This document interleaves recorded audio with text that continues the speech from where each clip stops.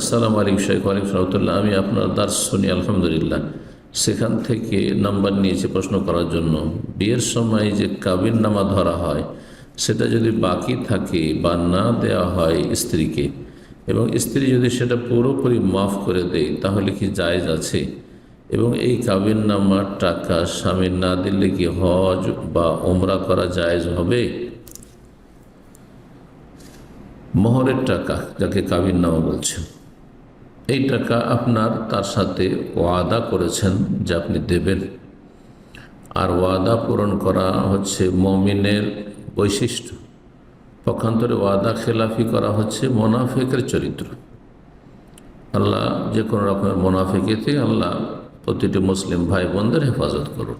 সেটা আকিদার মোনাফিক হোক, যেটা স্থায়ী জাহান্নামী বানাবে, কাফের বানিয়ে দেবে, অথবা আমলের মুনাফিক হোক, যেমন ওয়াদা খেলাফি করা, অশ্লীল কথাবার্তা বলা, মিথ্যা কথা বলা ইত্যাদি।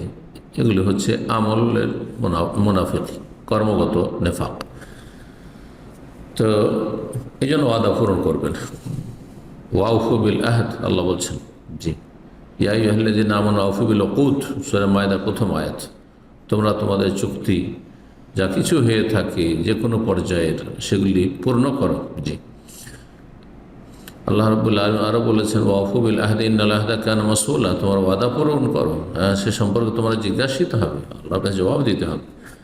সুতরাং আপনার সাধ্যে যদি থাকে যে এই কাবিনের টাকা, মোহরের টাকা আপনি দিতে পারবেন, তাহলে অবশ্যই দেবেন, কারণ এটি আপনার ওপর দায়ন হয়ে আছে, ঋণ। নগদ দেওয়াই সন্ন্যত ছিল, আপনি সন্ন্যত খেলাফ ধার বাকি করেছেন ফুকাহাদের ফতোয়ার ভিত্তিতে, কিন্তু আপনাকে এই ঋণ পরিশোধ করতে হবে, এটি ফরজ আপনার কাজ। হজ ওমরা করার আগে এর গুরুত্ব দিতে হবে, কর্জা আদায় করার। আপনি এখানে হজ উমরা করতে চাইছেন আর এদিকে আপনি মহরানা দেবেন না, মাফের আশা করছে স্ত্রীর কাছে, এটি সৎ মানুষের পরিচয় না।